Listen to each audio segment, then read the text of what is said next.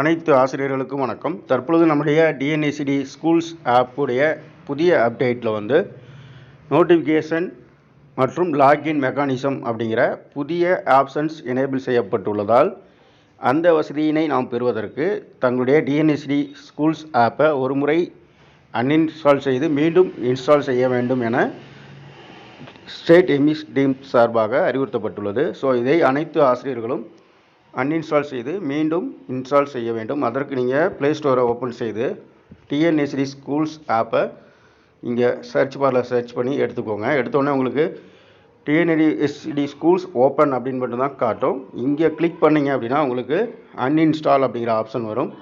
அதை கிளிக் செய்து அன்இன்ஸ்டால் பண்ணிக்கோங்க. உங்களுக்கு அன்இன்ஸ்டால் செய்து மீண்டும் இன்ஸ்டால் ஆப்ஷன் கேட்கும்.